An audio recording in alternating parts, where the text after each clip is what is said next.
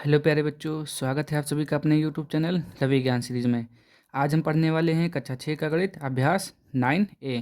तो अगर आप लोग चैनल पर पहली बार आएँ तो चैनल को सब्सक्राइब कर दीजिए और वीडियो को पूरा देखिए ताकि आपको हर एक क्वेश्चन अच्छे से समझ में आ जाए। तो चलिए स्टार्ट करते हैं। आज के हमारा पहला क्वेश्चन देखिए क्या लिखा हुआ है। अपने आसपास की वस्तुओं के समांतर रेखाओं के युग्म के 4 उदाहरण दीजिए। ठीक, तो पहले आप जानिए समांतर रेखा क्या होता है। समांतर रेखा होने का मतलब है कि जैसे कि यहाँ पे जितना दूरी ये खींचा होगा, ठीक, और उसी के समांतर ये होगा, यानी कि जो इसके बीच की दूरी होगी वो क्या होगी, बराबर होगी। अगर ये इसकी यहाँ से दूरी 3 सेंटीमीटर है तो यहाँ से भी 3 सेंटीमीटर होना चाहिए। ठीक, या फिर इस तरह लिखा हो या फिर इस तरह लिखा हो, लेकिन क्या होना चाहिए, बीच की दूरी समान होना चाहिए, तो होता है समांतर रेखा। ठीक, तो कह रहा है समांतर रेखाओं के 4 उदाहरण दीजिए। अब जैसे कि आप देखेंगे कि जो रेलवे की पटरी होती है, रेलवे की पटरी वो क्या होती है, एक समान दूरी पर सॉरी, एक समान दूरी पर बिछाई होती है। तो आप पहला उदाहरण क्या ले सकते हैं, रेल की पटरी। ठीक, रेल की पटरी लिख सकते हैं, रेल की पटरी। एक ये हो गया। ठीक, और जो आपका बुक होता है, बुक के दोनों साइड का जो कवर होता है, यानी कि दोनों साइड जो ऐसे होता है ना, ऐसे ऐसे ऐसे, जो बुक का ये वाला साइड बराबर होता है ना, तो क्या आप लिख सकते हैं, यहाँ पे किताब लिख सकते हैं, कापी भी लिख सकते हैं।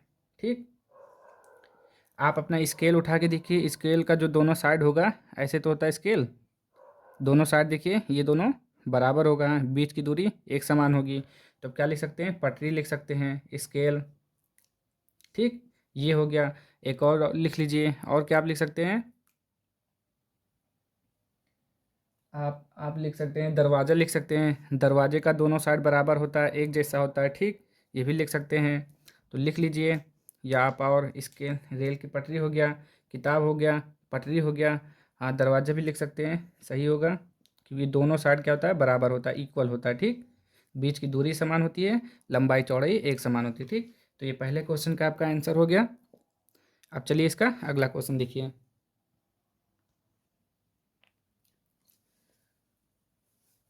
चलिए क्वेश्चन 2 देखिए क्या लिखा हुआ है। चित्र में एल और यम दो समांतर रेखाएं, देखिए ये एल है और ये यम है, ये क्या है, दोनों समांतर रेखाएं। ठीक, यानी कि इनके बीच की दूरी क्या है, एक समान है। ठीक, समांतर रेखा तभी होगी जब बीच की दूरी एक समान होगी, तो समांतर रेखा बोला यानी कि इसकी दूरी समान है।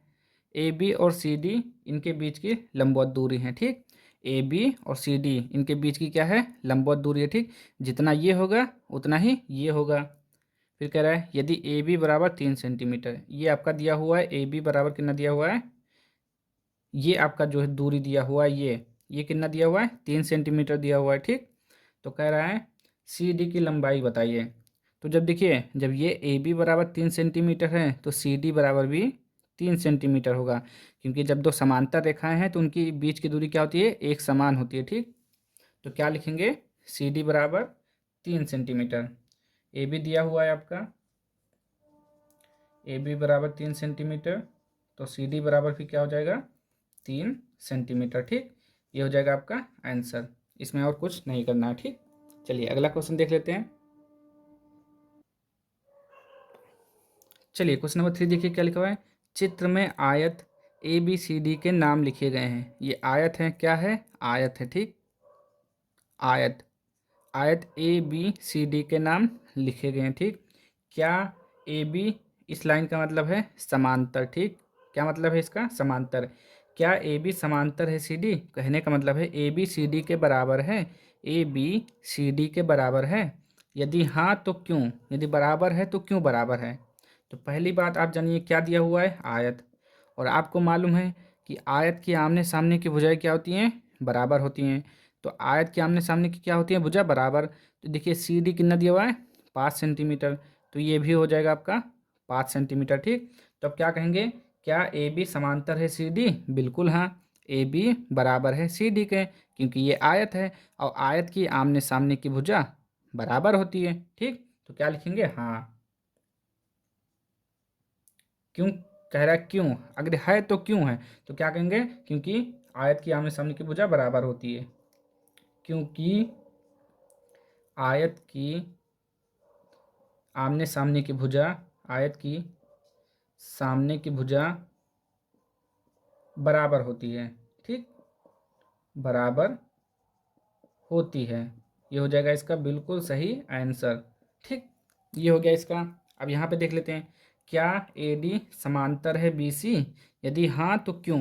ये भी देखिए इसका अगर AD बराबर है BC के तो बराबर क्यों है, ठीक, उसी को बताना है। तो फिर से वही बात, आयत की आमने सामने की भुजा बराबर होती है। अगर ये 7.2 सेंटीमीटर है तो ये भी हो जाएगा 7.2 सेंटीमीटर, ठीक। तो इसको भी आप क्या लिखेंगे? हाँ, बराबर है। तो अब क्या कहेंगे? बराबर है ना, ये बराबर है तो ये भी बराबर होगा। तो क्या कहेंगे? यदि हाँ तो क्यों? फिर से यही स्टेटमेंट लिख देंगे, क्योंकि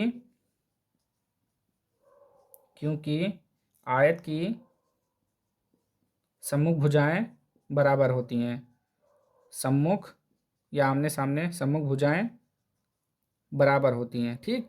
भुजाएं एक समान होती हैं, एक समान होती हैं, कोई गलत नहीं है, दोनों स्टेटमेंट वही है, एक समान होती हैं, ठीक। ये देखिए हो गया ना, ये बिल्कुल आपका राइट आंसर है। देखिए फिर से देखिए, आपको मालूम है आयत का देखिए जो कोण होता है 90 डिग्री का होता है, ठीक। और जो आमने सामने की भुजा बराबर होती हैं, तो इसलिए AD बराबर है BC के, क्योंकि आयत की सम्मुख भुजाएं बराबर होती है। तो ये हो गया आपका राइट आंसर। तो आपका एक्सरसाइज हो गया समाप्त, यानी कि द एंड।